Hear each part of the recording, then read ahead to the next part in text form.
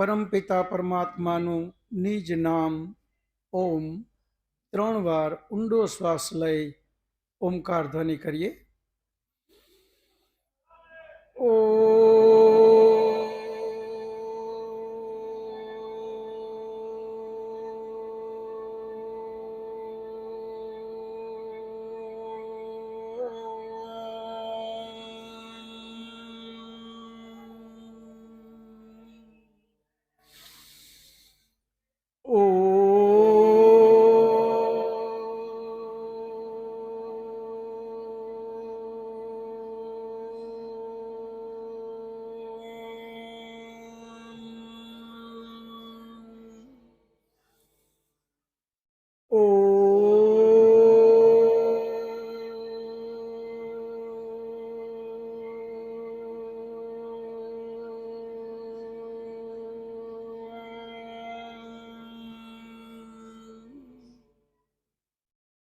ઓમ વિશ્વાની દેવ સવિતર દુરિતાની પરાસુવ યત ભદ્રમ તન્ન આસુવ.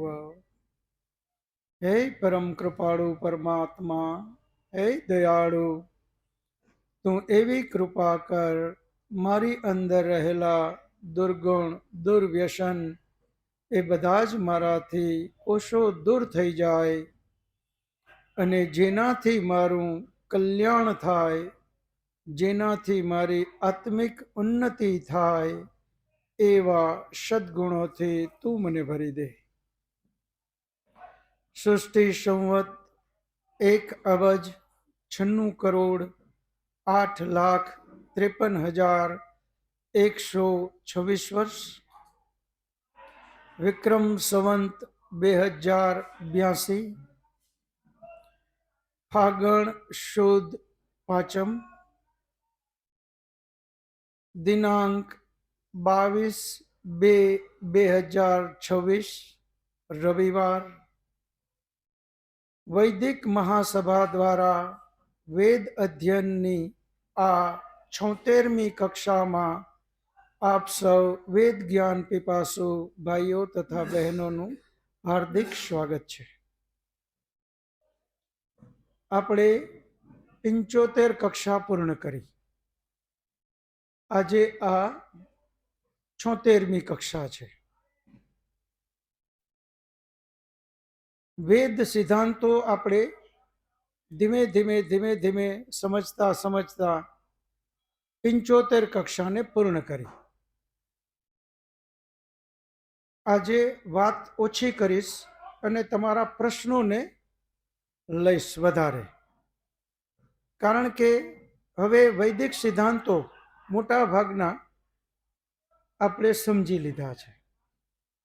એટલે હવે શાસ્ત્રોને આપણે શરૂ કરવા છે. હવે પછી આપણે શાસ્ત્રોનું અધ્યયન ચાલુ કરશું, જેમાં શરૂઆત ઉપનિષદથી આગળ વધશું. તો આજે આપણે વેદ, એમાં સ્વયં ઈશ્વર પરમાત્મા આપણને એક સૂત્ર આપે છે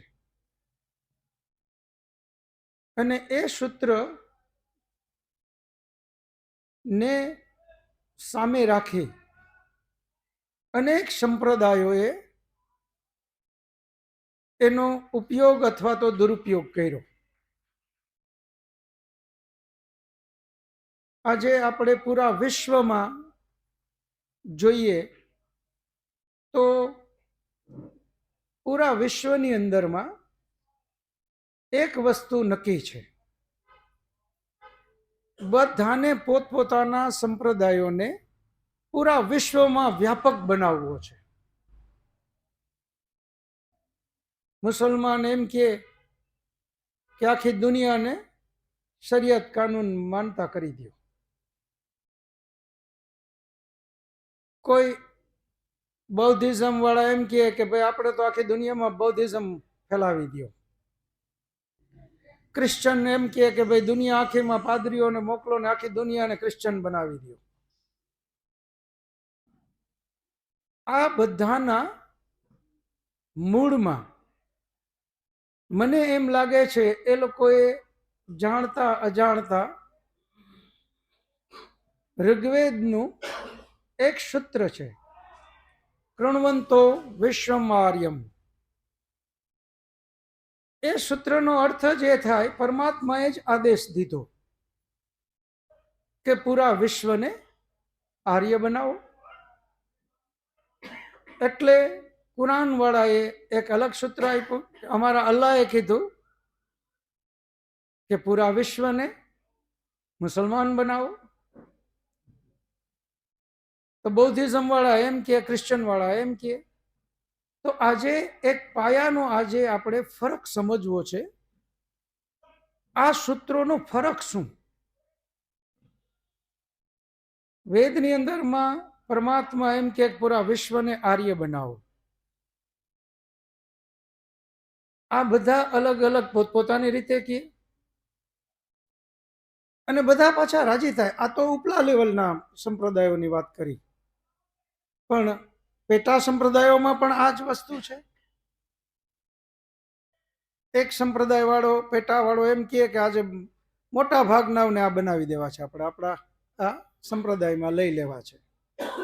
તો બીજો પેટા સંપ્રદાય વાળો એ પણ એવી જ વાત કરે કે ભાઈ આપણે આ બધાને આમાં લઈ લેવા છે. અને મહેનત ચાલે છે.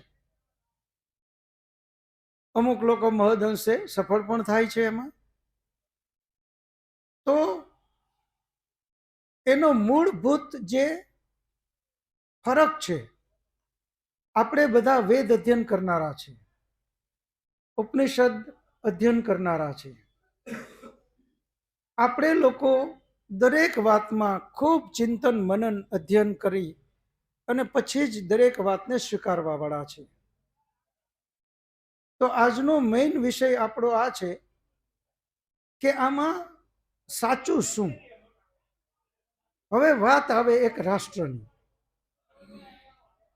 એક રાષ્ટ્ર, એ રાષ્ટ્ર એની પરિભાષા શું? રાષ્ટ્રની પરિભાષાઓ શું? તો જે રાષ્ટ્રમાં એક જ સંવિધાન હોય. સંવિધાન બે ના ચાલે કોઈ દેશમાં. જ્યાં જ્યાં બીજા સંવિધાનની વાત આવી ત્યાં ત્યાં વિભાજન થાય, ટુકડા થાય, એકમાંથી બે દેશ બને.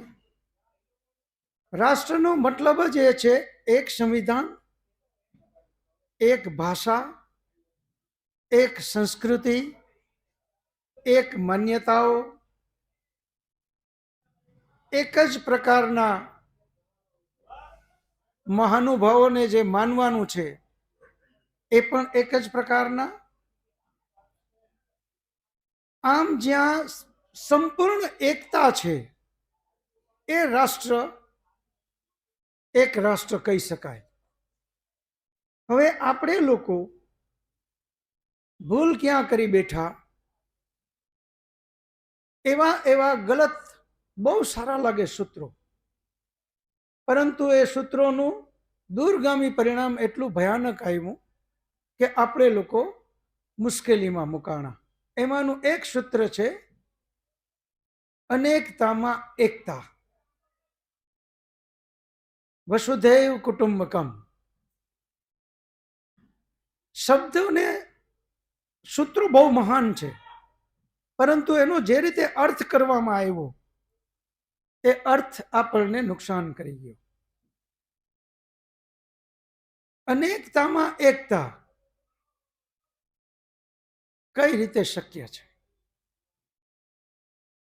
એક એમ કે માંસ ન ખાઓ, તો એક વર્ગ એમ કે માંસ ખાઓ. એને એક કઈ રીતે કરી શકશો? એક એમ કે ગાય અમારી માં છે, ગાય માતા છે, ધરતી અમારી માતા છે, આ રાષ્ટ્ર અમારી માતૃભૂમિ છે. બીજો એમ કે હું ગાયને ખાઉં, હું વંદે માતરમ ના બોલું.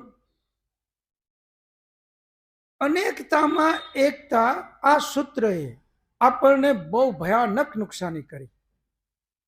એ કોઈ કાળે અનેકતામાં એકતા શક્ય જ નથી. આપણે કલ્પના કરો,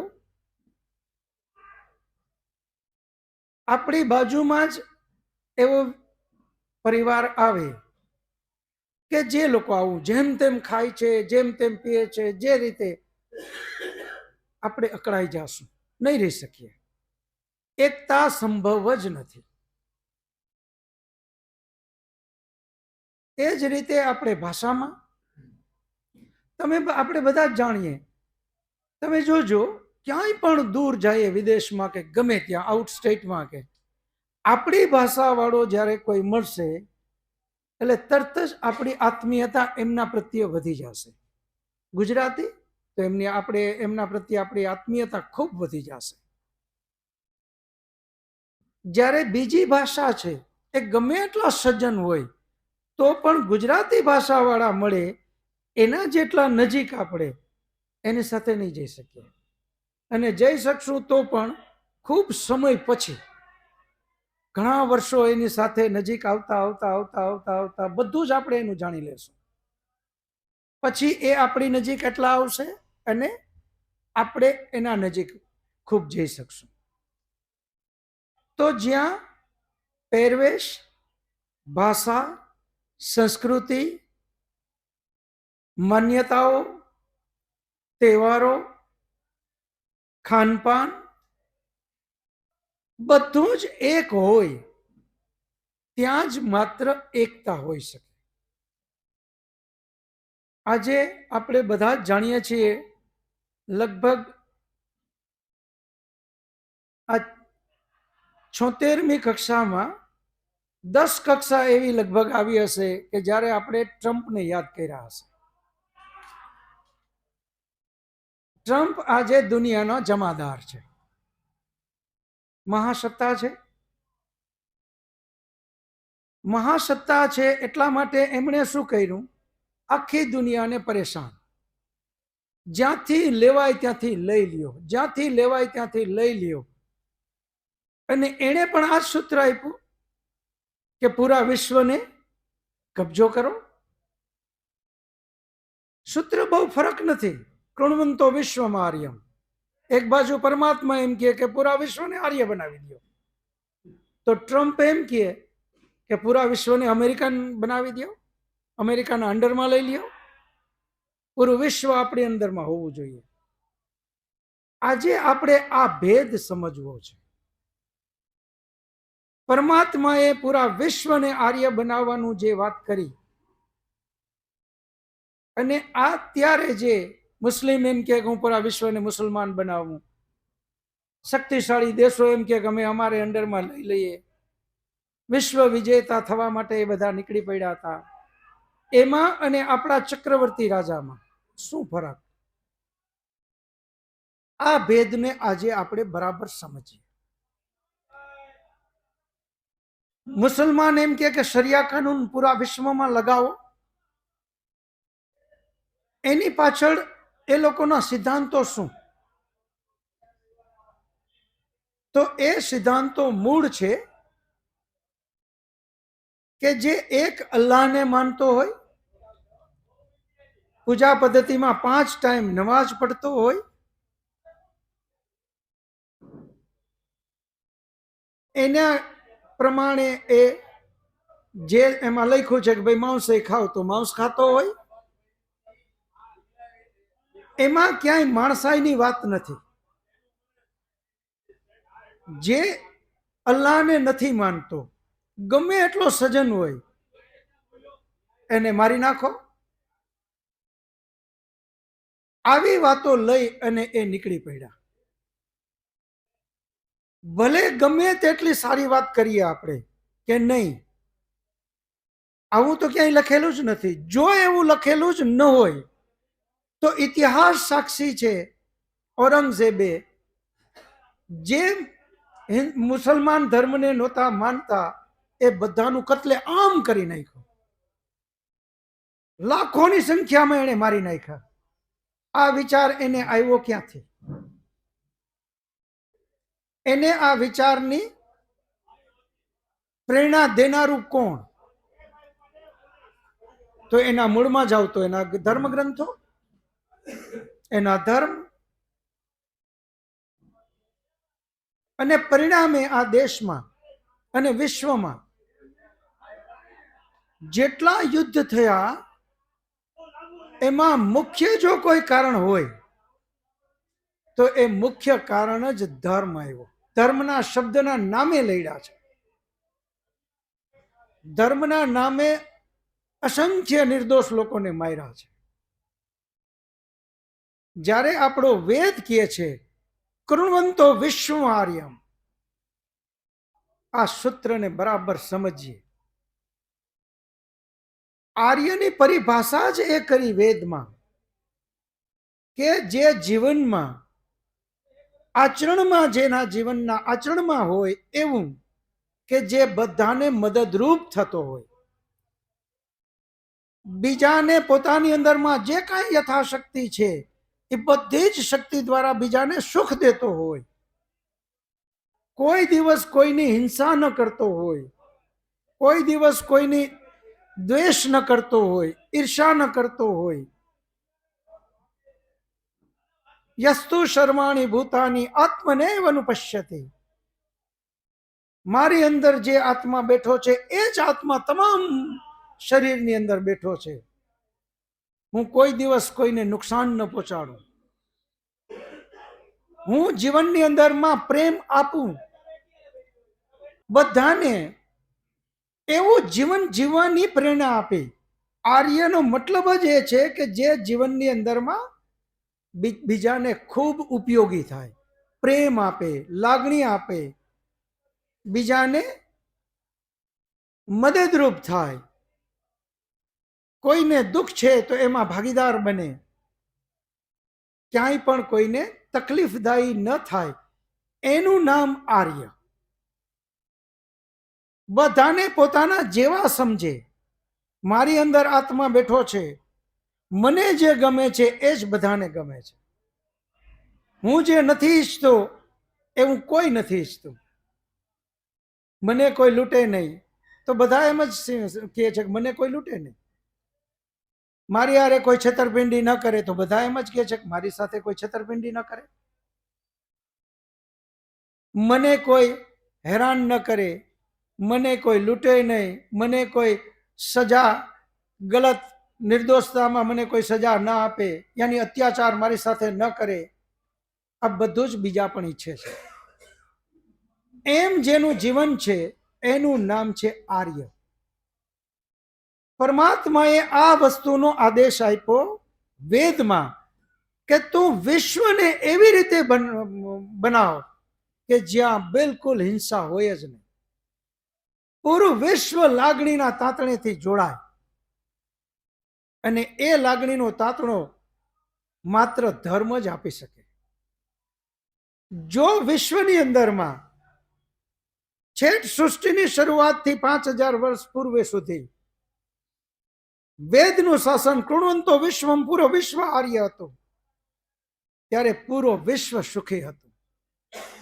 કારણ કે જ્યાં એક વિચાર, શરૂઆતમાં મેં તમને કીધું, જ્યાં એક ભાષા, એક વિચાર, એક આદર્શ, એક વેશભૂષા, જ્યાં એક પ્રકારનું જ બધા છે, મુખ્ય તો વિચાર, સમ ગચ્છદ્વમ સમ વદદ્વમ સમ વો મનાંસી જાનતા. પરમાત્માએ આજ્ઞા કરી કે હે મનુષ્યો, બધા એક સરખું બોલો. એક સમાન એટલે શબ્દો દ્વારા નહીં, પરંતુ બોલવાની જે દિશા છે, જે વિચાર છે, એ બધાનો એક હોવો જોઈએ. સમ વદદ્વમ સમ, યાની બધા જ જે મન દ્વારા, કર્મ દ્વારા, હાથ દ્વારા જે કાંઈ કરો છો એ દિશા એક પકડો. જ્યાં એકની દિશા આવી, ત્યાં હવે ઇન્ડિયા હોય કે પાકિસ્તાન હોય, ત્યાં પણ જો આ જ વાત પ્રચલિત હોત, બધા વેદ પ્રમાણે જીવન જીવતા હોત, તો ભારતને અને પાકિસ્તાનને કોઈ તકલીફ પડે ખરી? અનેકતામાં એકતા કોઈ કાળે શક્ય જ નથી. આપણે આ સૂત્ર બહુ ખોટું પકડી લીધું. હંમેશા એકતામાં જ એકતા હોય. જ્યાં બધા જ એક વસ્તુને માનનારા છે ત્યાં જ એકતા હોય. અનેકતામાં એકતા કોઈ કાળે શક્ય નથી. આપણે પણ આપણા જીવનમાં જેટલા સંપ્રદાયો છે એ સંપ્રદાયોને કોઈ આપણે તકલીફ નથી, પરંતુ જ્યાં સુધી વેદ વિચાર સમ ગચ્છધ્વમ સમ વદધ્વમ એ નહીં પહોંચે ત્યાં સુધી કોઈ કાળે આપણે એકતા સંભવ નથી. અને જ્યાં સુધી એકતા નથી, જ્યાં સુધી આ 5 આંગળી મુઠ્ઠી ન બને ત્યાં સુધી એની શક્તિનો ઉપયોગ નથી. 5 આંગળીમાં શક્તિ છે, અલગ અલગ એ શક્તિનો ઉપયોગ કરવા જશે તો એ હારી જશે. પરંતુ જ્યારે એક બની અને મુઠ્ઠી બને તો જ એ જીવનમાં સફળ થાય, તો એનું જય નિશ્ચિત હોય. આપણે બધા કૃણંતો વિશ્વમાર્યમ એ એટલા માટે પરમાત્માએ કીધું કે હે મનુષ્ય, તું જે મેં વેદમાં વાત કરી એને ઘર ઘર સુધી પહોંચાડ અને પૂરા વિશ્વ સુધી પહોંચાડ. આ આજ્ઞા કોઈ મનુષ્યની નહીં, આ સ્વયં પરમાત્માની આજ્ઞા છે. અને તો જ પૂરું વિશ્વ સુખમય, આનંદમય, શાંતિમય રહી શકશે. જ્યાં સુધી અલગ અલગ વસ્તુઓ છે ત્યાં સુધી સુખ, આનંદ, શાંતિ, સંતોષ શક્ય જ નથી. આપણે બધા પ્રણ લઈએ, પરમાત્માની સામે જય અને પરમાત્માને વચન દઈએ કે હે પરમાત્મા, તે વેદમાં દીધેલી આજ્ઞા કૃણવંતો વિશ્વમાં આર્યમ, હું પેલા મારા નિજ જીવનથી શરૂઆત કરીશ. મારા જીવનમાં હું તે જે બતાવેલા આર્યના લક્ષણો છે એ લક્ષણોને બરાબર જીવનના આચરણમાં લઉં. હું બેસી ન રહું, નિરાશ, હતાશ, આટલું બધું આમાં હું ક્યાં પહોંચવાનો. શરૂઆત એકથી જ થશે. શરૂઆત પોતાનાથી જ કરવી પડશે. એ વિશ્વને આર્ય બનાવતા પહેલા પોતાની જાતને આર્ય બનાવવી પડશે. પોતાની જાતને આર્ય આપણે ન બનાવીએ તો કઈ રીતે આપણે વિશ્વને આર્ય બનાવવાની વાત કરી શકશું. પહેલા પોતાની જાતને આર્ય બનાવીએ, પછી આવે છે પરિવાર. પરિવારમાં આ આર્યત્વને નિર્માણ કરીએ. પરિવાર પછી સમાજ, અને એમ એમ આપણે આને આગળ વધારીએ. હમણાં આપણે 1 માર્ચ બહુ ભવ્ય પ્રોગ્રામ નૂતનનગર કોમ્યુનિટી હોલમાં કરવા જઈ રહ્યા છે. આપ બધા દ્રઢ સંકલ્પ કરો. સ્વામી દયાનંદ સરસ્વતીજી એ જમાનામાં જ્યારે કોઈ સુવિધાઓ નહોતી, 39 વર્ષે એને વેદનું જ્ઞાન આપનારા ઋષિ મળ્યા. 59 વર્ષે એમને મારી નાખવામાં આવ્યા. 20 વર્ષમાં પૂરા વિશ્વમાં એણે વેદ પ્રસારિત કરી દીધો. વેદ જ્ઞાન ઘર ઘર સુધી પહોંચાડવા માટે એણે યથાર્થ પ્રયત્નો કર્યા અને એમાં ઘણા સફળ પણ રહ્યા. આજે તો ખૂબ વ્યવસ્થાઓ છે, ઘણી બધી આપણી પાસે ફેસિલિટીઓ છે. એક વાતને વિશ્વમાં પહોંચાડવા માટે માત્ર એક બટન દબાવો, પૂરા વિશ્વમાં પહોંચી જાય. આટલી સારી વ્યવસ્થાઓ છે. આપણે બધા જ નક્કી કરીએ 1 માર્ચે જ્યાં જ્યાં આપણા ઓળખીતા છે ને એની પાસેથી કન્ફર્મેશન લઈએ કે આ વેદ શિબિરમાં એમણે આવવાનું છે.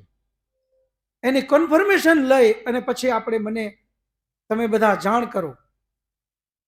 મુખ્ય કાર્યકર્તાઓ માટે ગઈકાલ સાંજ સુધીની ટાઈમ લિમિટ હતી, પણ આજે 1 દિવસ ફરી વધારીએ છીએ. આજે સાંજ સુધીમાં બધા જ જાણ કરી દો. આપણો હોલ બહુ નાનો છે, મેક્સિમમ 700 લોકો સુધી ત્યાં સમાવેશ થઈ શકે.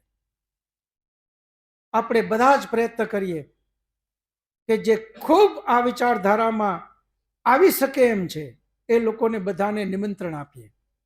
જમવાની વ્યવસ્થા છે, એટલે વ્યવસ્થાની ખાતર એ સંખ્યા આપણે આજ સાંજ સુધીમાં મને આપીએ. અને આપણે આ વાત જે સ્વયં પરમાત્માએ ઋગ્વેદમાં આજ્ઞા કરી, કૃણવંતો વિશ્વમાર્યમ. આપણે આપણાથી કમસે કમ શરૂ કરીએ. કૃણવંતો વિશ્વમાર્યમ, આપણે શ્રેષ્ઠ બનીએ અને વિશ્વને શ્રેષ્ઠ બનાવીએ, જ્યાં સુખ, શાંતિ, આનંદ, સંતોષ બધાના જીવનમાં આવે, ક્યાંય દુઃખ ન રહીએ, ક્યાંય કોઈ દુશ્મન ના રહીએ, એ રીતેનું વિશ્વ બને અને એમાં આપણે આગળ વધીએ. કે હવે આપણે વેદ સિદ્ધાંતો માટે ઘણી બધી કક્ષાઓ, આજે 76મી કક્ષા છે. 76 કક્ષાઓ વેદના સિદ્ધાંતો માટે આપણે કરી છે. હવે પછી જે કક્ષાઓ આપણી આવશે એ શાસ્ત્રોનું અધ્યયન ચાલુ કરવું છે. કયા શાસ્ત્રોનું એ હવે નક્કી કરી લેશું. આવતા રવિવારે તો આપણે ત્યાં છે, એમાં આપણો વિષય છે કર્મફળ સિદ્ધાંત. આવતા રવિવાર માટેનો તો એ વિષય છે. પછી જ્યારે આપણે મળશું તો હવે આપણે શાસ્ત્રોને લઈને આગળ વધવાના છીએ. તો અત્યારે હવે જેમને પણ સિદ્ધાંતોમાં કંઈ પ્રશ્નો હોય, માન્યતાઓમાં કંઈ પ્રશ્ન હોય તો હાથ ઊંચો કરો. પોતાનું નામ બોલશું, કોની પ્રેરણાથી આવ્યા એ બોલશું અને પછી પ્રશ્ન કરશું. બિપિનભાઈ ચાવડા મારું નામ છે. આપની પ્રેરણાથી આવેલો છું.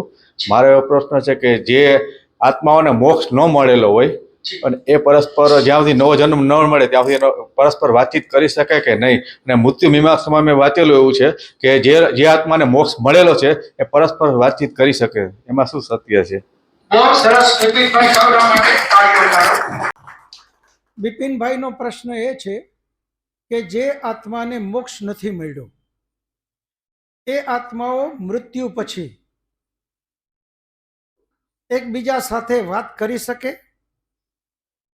અને બીજું એણે સાથે એ વાત કરી કે મોક્ષ જેને મળી જાય એવા આત્માઓ એકબીજા સાથે વાત કરે છે.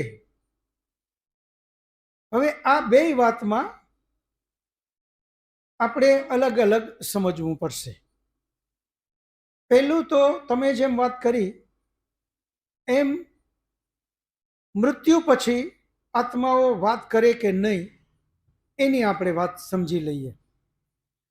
આના માટે આપણે આત્મા અલ્પ શક્તિ વાળો છે, સર્વશક્તિમાન નથી. આ પહેલો સિદ્ધાંત.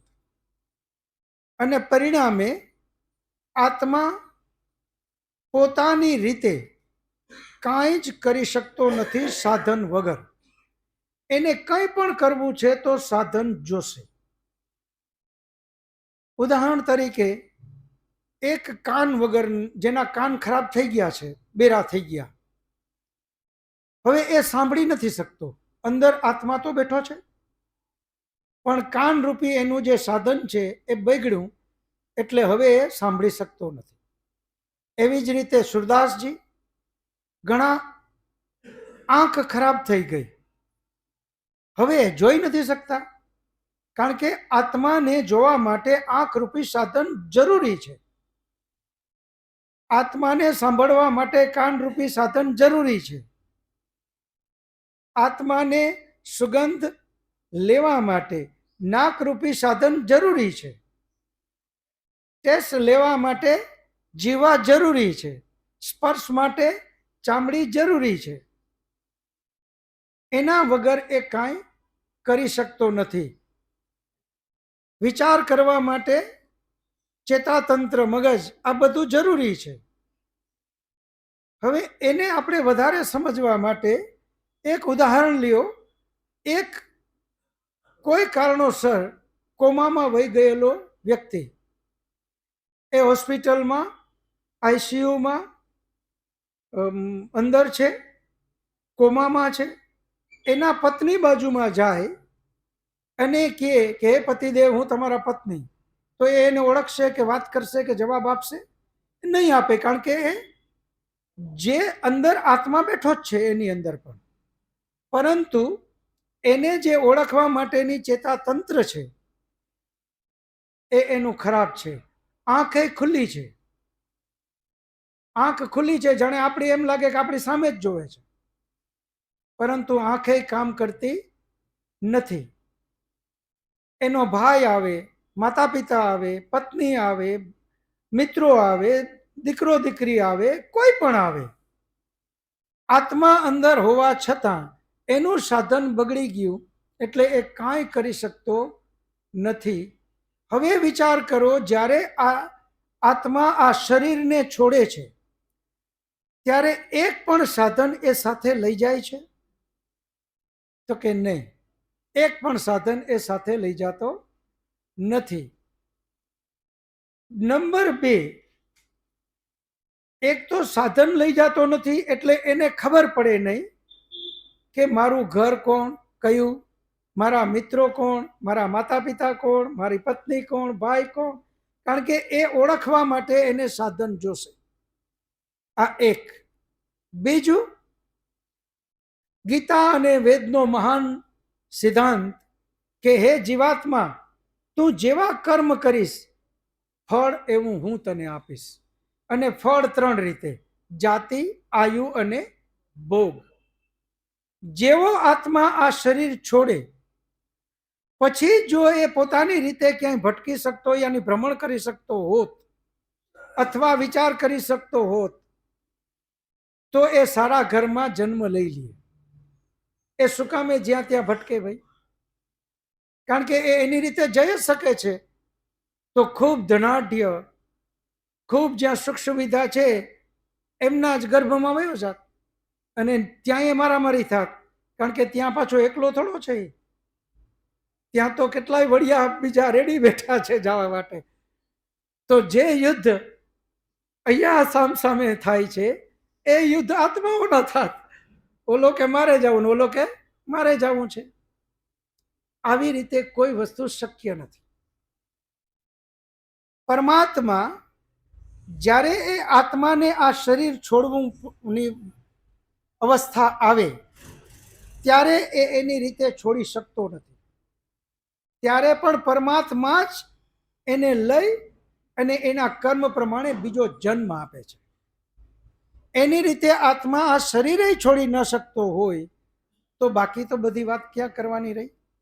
એટલે આત્મા કોઈ દિવસ શરીર છોડ્યા પછી વાત તો દૂરની રહી કરવાની, કંઈ જ કરી ન શકે. પરમાત્મા એને જ્યારે બીજા શરીરમાં મોકલે ત્યારે એને સાધનો મળે, ત્યારે જ એ એનો ઉપભોગ કરી શકે. એની રીતે કાંઈ કરી શકતો નથી. એક. મૃત્યુ પછીની આ જવાબ. હવે વાત આવી મોક્ષના આત્માઓની. તમે કીધું કે મોક્ષમાં, તો મોક્ષમાં પણ આવી કોઈ વ્યવસ્થા નથી. આપસમાં વાતો કરવાની કોઈ વ્યવસ્થા નથી. હા, ત્યાં પરમાત્માએ આત્માની પોતાની 24 શક્તિ એને કાર્યાન્વિત કરી અને એને આનંદ હી આનંદ પરમાત્મા દ્વારા જ એને મળે છે. પરમાત્મા પ્રદત્ત એને ત્યાં આનંદ મળે છે. જો પરમાત્મા એ આનંદ અપાવે નહીં તો મોક્ષમાં પણ આનંદ ન મળે. પરંતુ પરમાત્માએ એને મોક્ષ આપ્યો જ છે એટલા માટે કે હવે તે તારી જાતને હે આત્મા ખૂબ જ ઉપર લીધી છે, તે ખૂબ ઉન્નતિ કરી અને એ કરતા કરતા કરતા હવે તું મોક્ષનો અધિકારી બન્યો. એટલે હવે તને હું મોક્ષ આપું છું. હવે તારે આ સાધનોની જરૂર નથી જે શરીર દ્વારા એને સાધન મળતા હતા. સુખ અને દુઃખ બંને માટે શરીર જોશે જ આત્માને. જ્યાં સુધી જન્મ, દુઃખ આપવું છે તો પણ એને કૂતરું યા કંઈ પણ બનાવવું પડશે, એના દ્વારા જ એને મળશે. જો શરીર નથી તો એને સુખ અને દુઃખનો અનુભવ નથી. હવે વાત આવી છે મોક્ષમાં, તો હવે અહીંયા શરીર નથી પરંતુ આત્માની પોતાની નિજ શક્તિ 24 છે. એ શક્તિના આધારે પરમાત્મા એને આનંદનો જ બધો અનુભૂતિ કરાવે છે. એટલે આ રીતે આપણે આત્મા માટે સમજવું. હવે કોઈ પ્રશ્ન હોય તો બીજો પ્રશ્ન. વ્યાસ, આપે જે વાત કરી આર્યોના લક્ષણો, તો એ કોઈ બુકમાં ખરું? આર્યના લક્ષણો બુકમાં છે અને વેદમાં પણ છે. તો કઈ જ વાત છે? આપણે આ બધા જ જે નિયમો બતાવ્યા છે કે ભાઈ આર્ય એક વેદનો મંત્ર યસ્તુ સર્વાણી ભૂતાની આત્મનૈવ અનુપશ્યતિ સર્વભૂતેષુ ચાત્માની તતો ન વિજુગુષ. આ આર્યનું જ લક્ષણ બતાવે છે કે હે આર્ય, યસ્તુ સર્વાણી ભૂતાની, તું જે તારી અંદર જેવો આત્મા સમજે છે એવો જ આત્મા તું બીજામાં સમજ. તને જે ગમે છે, આને ધર્મનું લક્ષણ પણ ગણી લેજો, સમજી લેજો. તને જે ગમે છે એવું જ બીજાને ગમે છે. તને જે નથી ગમતું એ બીજાને પણ નથી ગમતું. આ સરળ એકદમ શબ્દો. મને ગમે છે શું? મને બધા મારી સાથે પ્રેમથી વર્તે, મારી સાથે હસીને વાત કરે, મને ખૂબ લાગણી આપે, મને બધા મદદ કરે, આવી બધી જ મારી અપેક્ષા છે. તો આ બધું મારે બીજા સાથે કરવું. હું એવી જગ્યાએ મારું મોટરસાયકલ પાર્ક કરીને બીજો આડો મૂકી ગયો, હવે મને નડે છે, તો મારે એ વિચારવાનું કે મારે કોઈને ન નડવું. આ સીધું જ. હવે મને નથી શું ગમતું, તો મને કોઈ એવા શબ્દો કહે જેનાથી હું દુઃખી થાઉં, એ નથી ગમતું. મને કોઈ ચીટિંગ કરી જાય, છેતરપિંડી, એ મને નથી ગમતું. મને કોઈ પ્રશ્ન પૂછે અને હું કોઈને પ્રશ્ન પૂછું ને કોઈ મને ગલત જવાબ આપી દે, જવાનું છે આમ ને કહી દે કે આમ વયો જા, એ મને નથી ગમતું. મને જે નથી ગમતું, મને કોઈ લૂંટી જાય, મને કોઈ મારી જાય, મારી સાથે કોઈ અત્યાચાર કરી જાય, કોઈ ચીટિંગ કરી જાય, કંઈ પણ, તો એ મારે બીજા સાથે નથી કરવાનું.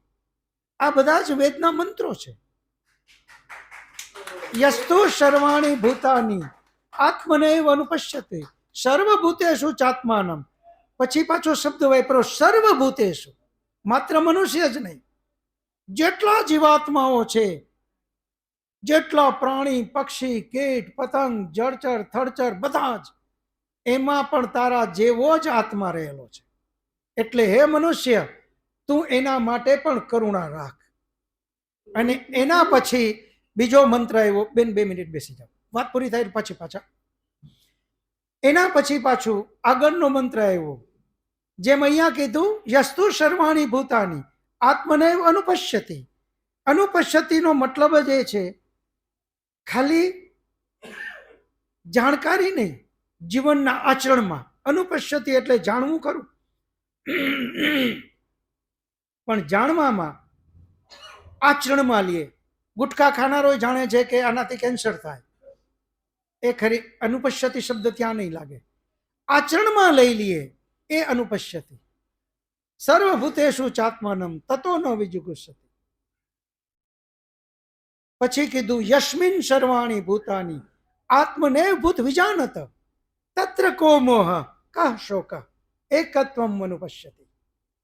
બધા જ એક જ થઈ જશે. શું કા? ક્યારે? યસ્મિન સર્વાણી ભૂતાની આત્મનેવ ભૂત વિજાનત. બધા શરીરમાં મારા જેવો જ આત્મા. આવું જ્ઞાન જ્યારે થઈ જાય પછી તત્ર કો મોહ કા શોક. પછી આ મારો અને આ મારો નહીં.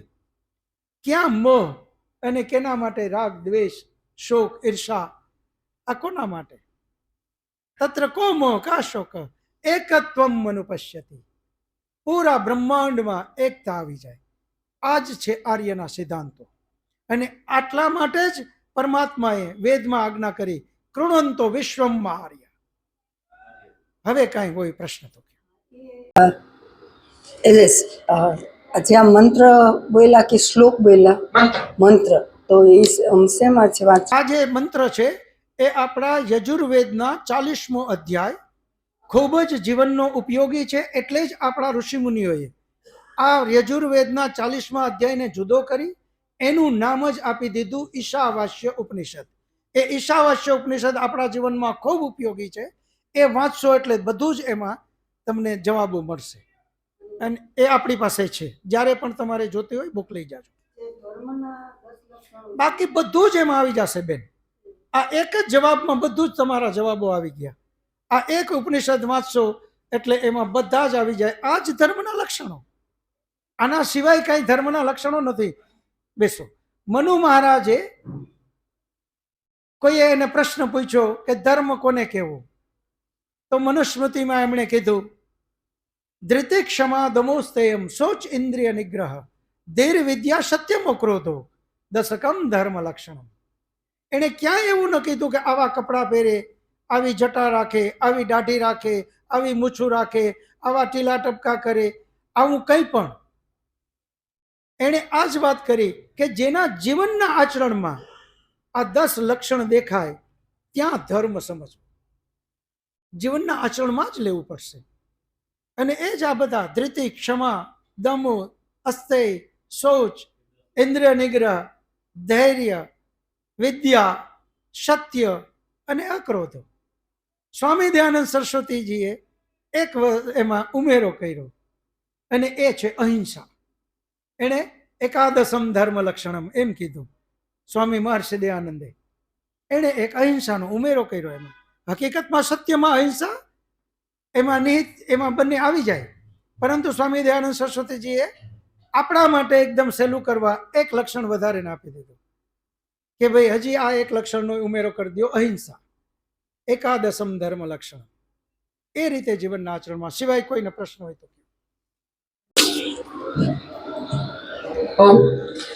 મારું નામ દક્ષાબેન અઢિયા અને આપણે હમણાં કીધું આત્મા એની 24 શક્તિઓ લઈને મોક્ષમાં જાય છે, તો ત્યાં ઈશ્વરીય શક્તિ હોય છે કે આપણી જ 24 શક્તિઓ? એટલે 24 શક્તિઓ એ કઈ રીતની?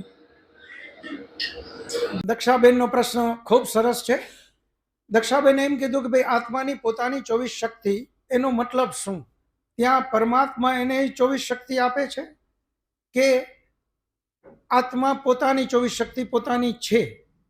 તો જ્યાં નિત્યની વાત આવે ત્યાં હંમેશા સમજવું કે શક્તિ કોઈ દિવસ બીજા પાસેથી ન એ લઈ શકે ન દઈ શકે. જો શક્તિ બીજા પાસેથી લીધી એટલે તરત જ એનું નિત્યપણું છે એ સિદ્ધાંત ખોટો પડશે. એ નિત્ય નહીં રહે, કારણ કે એ બીજા પાસેથી શક્તિ લીધી તો એટલી શક્તિ પાછી ઓછી થઈ જશે. આત્માની 24 શક્તિ જ્યારે આ શરીરમાં રહે છે ત્યારે પણ એની પાસે જ છે.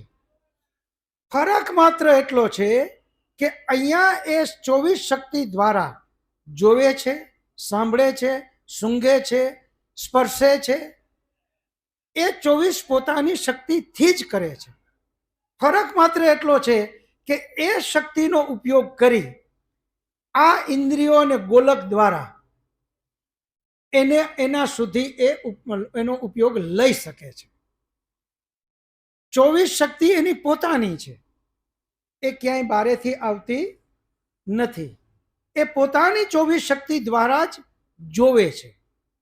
જો આત્મામાં એ જોવાની શક્તિ જ ન હોત તો આ સાધન ગમે એટલા હોય પણ એની શક્તિ જ નથી તો એ જોઈ ક્યાંથી શકશે? એ જોઈ નહીં શકે. પરંતુ એની શક્તિ અંદર પડેલી જ છે, પોતાની જ. માત્ર એનો ઉપયોગ કરી અને આ એના દ્વારા એ જોવે છે. આ જ વસ્તુને તમે મોક્ષમાં સમજો. એ 24 શક્તિ આત્માની પોતાની સાથે જ છે, કારણ કે નિત્ય એને કહેવાય કે એમાંથી ના કાંઈ ઘટે ના કોઈ દિવસ કાંઈ વધે. એને જ નિત્ય ગણી શકાય. હવે અહીંયા જેમ આ સાધન કોણે બનાવ્યા? પરમાત્માએ. આપણા આત્માના તો બનાવેલા નથી. પરમાત્મા એ આત્માને જોવા માટે આ સાધનની વ્યવસ્થા કરી શકે છે. એ આત્મા સર્વશક્તિમાન, સર્વજ્ઞ, સર્વત્ર છે. એ જ પરમાત્માએ જ્યારે આત્મા મોક્ષમાં જાય છે ત્યારે એણે જ એવી વ્યવસ્થા કરી. એટલે આપણે પરમાત્માની શક્તિ શબ્દ વાપરીએ છીએ. એણે એવી વ્યવસ્થા આ શરીરમાં પણ એણે જ કરી. મોક્ષમાં ગયો ત્યાં પણ પરમાત્માએ વ્યવસ્થા કરી કે હવે આત્મા કઈ રીતે જોઈ શકશે, કઈ રીતે સાંભળી શકશે, કઈ રીતે આનંદ લઈ શકશે. ત્યાં એણે દુઃખ અને શોક એનો દરવાજો બંધ કરી દીધો. એણે માત્ર હવે આનંદ જ આપવો છે. આત્મા ઈચ્છા કરે કે મારે સૂર્ય ઉપર જવું છે, એટલે સૂર્ય ઉપર જાય, ત્યાં બધું જ જોવે, ત્યાંનું બધું જ જાણે. એને લાગે કે મારે તો ફલાણી પૃથ્વીમાં જવું છે, ફલાણા ગ્રહમાં જવું છે. એ જ્યાં ઈચ્છા કરશે ત્યાં એને પરમાત્મા લઈ અને જઈ શકે. કઈ રીતે લઈને જઈ શકશે? તો ફરી પાછા આપણે આ જ વાત ઉપર આવીએ. આ મારો હાથ ઉપર થયો, શક્તિ તો આ શરીરની, પરંતુ ઈચ્છા કોની? આત્માની. ત્યાં આપણે એવું વિચારવાનું કે જેમ આ શરીરમાં સત્તા આત્માની, પૂરા બ્રહ્માંડમાં સત્તા પરમાત્માની. જેવો આત્મા ઈચ્છા કરશે કે મારે સૂર્ય ઉપર જવું છે, એટલે પરમાત્મા તરત જ એને સૂર્ય ઉપર મોકલી દેશે. જેવો એ કહેશે કે મારે અમુક ગ્રહમાં જવું છે, એટલે પરમાત્મા એની વ્યવસ્થાથી એ ગ્રહમાં મોકલી દેશે. શક્તિ આત્માની પોતાની, શક્તિ પરમાત્માની એની પોતાની, શક્તિ પ્રકૃતિની એની પણ પોતાની, અને એટલે જ ત્રણે ત્રણ નિત્ય છે, જ્યાં કોઈ ઇન્ટરનલ આપલે થતી નથી. એનું નામ નિત્ય. તો આ રીતે એને સમજવું. હવે કોઈ પ્રશ્ન હોય તો. મારું નામ પ્રતાપભાઈ ભીમાણી છે. મારો પ્રશ્ન છે કે આત્મા અમર છે, તો ભારત, પાકિસ્તાન અને બાંગ્લાદેશ હતું ત્યારે 45 કરોડની વસ્તી હતી. અત્યારે ખાલી ભારતને જ 150 કરોડની વસ્તી થઈ ગઈ છે. તો આત્મા એટલા બધા આવ્યા કેવી રીતે? એક ઝાડના બીજમાં એક હોય નાખી તો એમાંથી કેટલાય તે ફળ થાય, એમાંથી અનેક ફળ થાય. એવી રીતે વસ્તી વધતી જાય છે કે કઈ રીતે હશે આ? બહુ જ સરસ. આ રીતે બધું અધ્યયન થાય. આજે આપણે જેમ પ્રતાપભાઈએ વાત કરી, હમણાંની જ વાત લઈએ, યુગો પહેલાની નહીં, ખાલી આઝાદી 75 વર્ષ પહેલા અહીંયા ખાલી 30 કરોડ. આજે એમાં 100નો ઉમેરો, ભરબારો. તો આ બધા મનુષ્યો જો આત્મા નવો બનતો જ ન હોય તો આવ્યા ક્યાંથી? તો અહીંયા પ્રતાપભાઈ એક વસ્તુ સમજવી કે આત્મા એટલે બધા જ આત્મા માટેની વાત છે. વિશ્વ, પૂરા બ્રહ્માંડમાં જેટલા આત્માઓ છે એ બધા જ આત્મા. પછી બેક્ટેરિયામાં આત્મા છે, કીટ, પતંગ, જળચર, થળચર, તમામ આત્માઓ એના માટેની અહીંયા વાત છે. આપણી દ્રષ્ટિએ એવું લાગે કે જ્યારે આઝાદી પછી આટલા બધા વધી ગયા તો આ આવ્યા ક્યાંથી? પરંતુ એના માટે સમજવું સાવ સહેલું છે. તમે બધા જ જાણો છો કે આ શરીરના સ્કિનમાં અબજો બેક્ટેરિયા યાની આત્માઓ રહે છે. આ શરીર એકલા પૂરતા. બાકીનું તો દૂરની વાત તો ઘણી બધી દૂર છે. માછલાઓને પકડો, રોજ કરોડોની સંખ્યામાં માછલાને આપણે મારીએ છીએ. આમાં અલગ અલગ આત્માઓ પરમાત્માની વ્યવસ્થા મુજબ જ્યારે એને મનુષ્ય બનાવવાનો વારો આવે ત્યારે એ આત્માને મનુષ્ય બનાવે. અહીંયા અલગ અલગ વ્યવસ્થા છે પરમાત્માની. મનુષ્યમાંથી જ મનુષ્ય બને છે આવું માનીને તમારો આ પ્રશ્ન છે કે મનુષ્ય વધ્યા કઈ રીતે? જો આપણે એમ માનતા હોઈએ કે મનુષ્યમાંથી મનુષ્ય જ બને તો આ પ્રશ્ન બહુ વ્યાજબી છે. પરંતુ વેદ આવી ભ્રાંતિને માનતો નથી. વેદ બધા જ આત્માઓને એક સમાન ગણે છે અને બધા જ આત્માઓ એક વખત મનુષ્ય શરીરમાં આવે છે.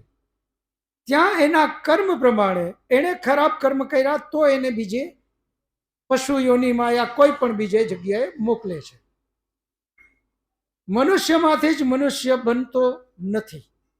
એટલે અહીંયા આ વાતનો છેદ ઉડી જાય કે આ બધા વૈધા ક્યાંથી? જો મનુષ્યમાંથી જ મનુષ્ય જ બનતા હોય તો પણ આ મનુષ્યની સંખ્યા વધવી ના જોઈએ. નંબર 2, આપણે બધા જાણીએ છીએ કે ડાયનાસોર ને એ બધા ઘટી ગયા, આજે લુપ્ત થઈ ગયા. ક્યાંય છે નહીં. તો એ બધા ડાયનાસોરમાંથી ડાયનાસોર જ બનતા હોય તો એ બધા ડાયનાસોર ક્યાં ગયા? એટલે એવો અહીંયા પ્રશ્ન આપણે વેદના સિદ્ધાંતમાં નહીં આવે. વેદ એમ કહે છે કે બધા જ આત્માઓ જ્યારે મનુષ્ય શરીરમાં છે, મનુષ્ય શરીરમાં જેવા કર્મ કરે છે એવું એને પરમાત્મા ફળ આપે છે. જો સારા કર્મ તો મનુષ્ય, ખરાબ કર્મ તો બાકીના કોઈ પણ શરીરમાં. ત્યાં એને દંડ ભોગવવાનો છે અને એ દંડ ભોગવે છે. એટલે આ રીતે આપણે અલગ અલગ બે રીતે સમજવું. હવે સમય પૂર્ણ થાય છે એટલે આપણે જે આજે પહેલી વખત આવ્યા હોય, નવા હોય, એ પોતાની ઓળખાણ આપે, પોતાનું નામ આપે. મુકેશ અને દિવેશભાઈ હજુ અહીં આવી જજો. પોતાનું નામ આપે, કોની પ્રેરણાથી પહેલી વાર આવ્યા હોય. જે પહેલી વાર આવ્યા એ હાથ ઊંચો કરો. મારું નામ બાલેન્દુ આચાર્ય અને નિર્મલભાઈની પ્રેરણાથી આવ્યો છું. હું બેંકમાં સર્વિસ કરતો અને રિટાયર થઈ ગયો છું અત્યારે. બાલેન્દુ આચાર્ય.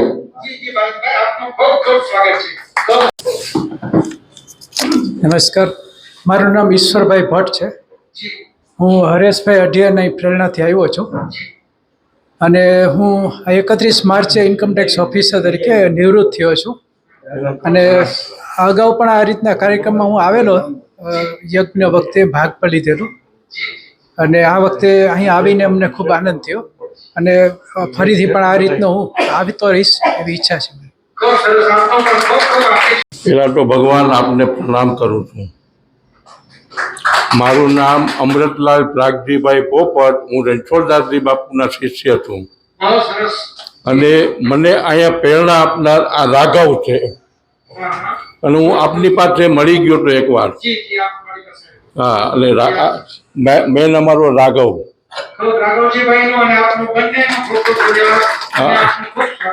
અને કોર્પોરેશનમાં રિટાયર ઓફિસર છું અને પંચવટી પાર્કમાં અમે 200 ઓફિસરો રહી છીએ, જલારામ રઘુકુળ હોસ્પિટલની બાજુમાં.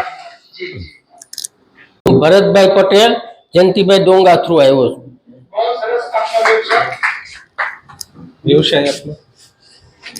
નિવૃત્ત છો, બિલકુલ નિવૃત્ત. ભરતભાઈ પટેલ, જયંતિભાઈ ડોંગા થ્રુ આવ્યો છું.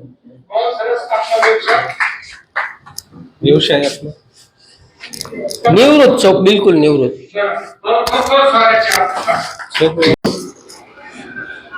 મારું નામ હંસાબેન પરતભાઈ અને જયંતિભાઈ ના થકી અમે આવ્યા છીએ. જયંતિભાઈ ડોંગા.